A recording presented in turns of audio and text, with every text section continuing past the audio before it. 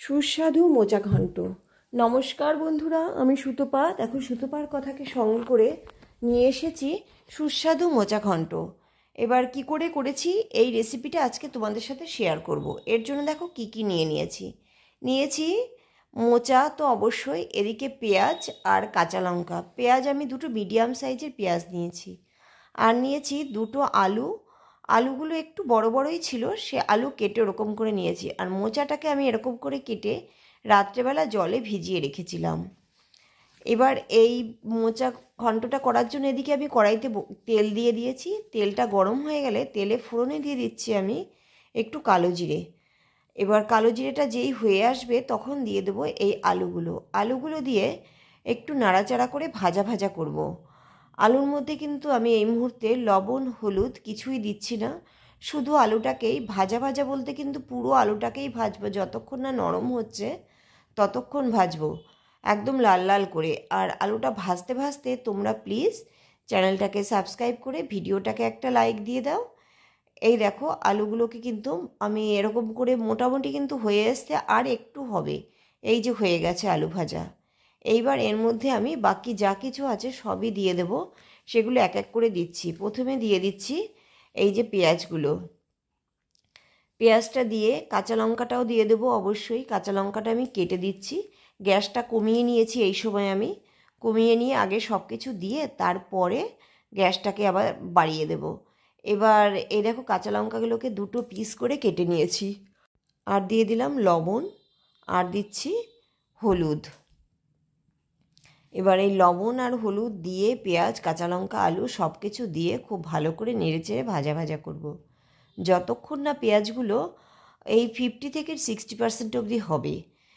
লবণ দিলে তো পেঁয়াজেরটা একটু তাড়াতাড়ি নরম হয়ে যায়, খুব বেশিক্ষণ সময় লাগবে না, দেখবে ওই 50-60% হলেই তারপরে এর মধ্যে নিয়ে আসবো আমি এই যেই মোচাটা যেহেতু জলের মধ্যে আছে, আমি জল থেকে তুলে চিপে চিপে দিয়ে দিচ্ছি একদম সমস্ত মোচাটা দিয়ে। এবার মোচাটাকে ভাজা ভাজা করব এই সমস্ত কিছুর সাথে, ভালো করে মিশিয়ে ভাজবো কিন্তু। আর মোচাটা যেহেতু কাঁচা আছে তাই একটু ভালো করে একটু নাড়বো। তবে গ্যাসটা কিন্তু এখন আর আমি পুরো বাড়ানো নেই, গ্যাসটা একটু কমিয়ে দিয়েছি। ওই হাই টু মিডিয়ামে গ্যাসটা দিয়ে দিয়েছি। দিয়ে মোচাটাকে ভালো করে নেড়েচেড়ে ভাজার চেষ্টা করছি। যেহেতু তেল কম আছে, তেল দিয়েছিলাম আমি 1.5 টেবিল চামচ মতন সর্ষের তেল। এবার তেল কম বলে মোচাটা কিন্তু খুব ভালো করে ভাজা হবে না, কিন্তু গ্যাসটা ওই হাই টু মিডিয়ামে রেখে নাড়াচাড়া করলে, একটু সময় নিয়ে করলে দেখবে মোটামুটি ভালোই হয়ে যাবে।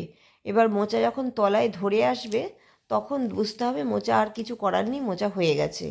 সেই অবস্থায় দিয়ে দেবো আমি জলটা পরিমাণে একটু বেশিই দিচ্ছি, যেহেতু কাঁচা মোচা বললাম না, সেই কারণে একটু মোচাটা সিদ্ধ হতে তো একটু জল লাগবে, আর সিদ্ধ না হলে তো খেতেও ভালো লাগবে না, সেই কারণে জল একটু বেশিই দিয়েছি।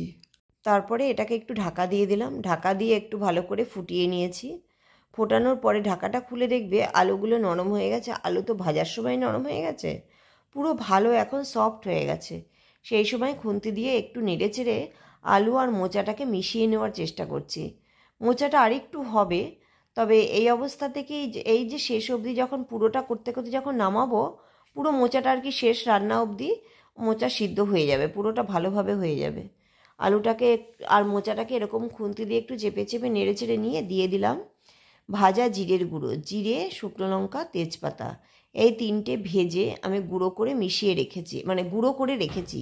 সেই ভাজা মশলার গুঁড়োটা দিয়ে দিলাম এই যে চামচটা, এই চামচের 1 চামচ মতন দিয়ে এবার আবার ভালো করে মিশিয়ে নিয়েছি। মিশিয়ে আর একটা জিনিসই দেব, এটা কিন্তু পুরো রেডি হয়ে গেছে। মোচাতে আমি চিনি দেইনি, তোমরা চাইলে একটু চিনি দিতে পারো, আমি দেইনি। দিয়ে দিচ্ছি ঘি, আমি 2 চামচ মতন ঘি দিয়ে দিলাম। এখানে কিন্তু আর গরম মশলা দেইনি, যেহেতু ওই যে ভাজা জিরের গুঁড়োটা দিলাম তাই আর গরম মশলা দেইনি। এটা আমার এই ঘিটা দিয়ে একটু নাড়াচাড়া করব। এটা মোটামুটি পুরো রেডি হয়ে গেছে, এটা এবার নামিয়ে নেওয়ার পালা। এরকম করে রান্না করলে মোচা বাটিতে করে দিয়ে দেওয়া যায়, শুধুও ভালো লাগে, ভাতের সাথে তো অবশ্যই ভালো লাগে। এই যে দেখো, নামিয়ে নিয়েছি।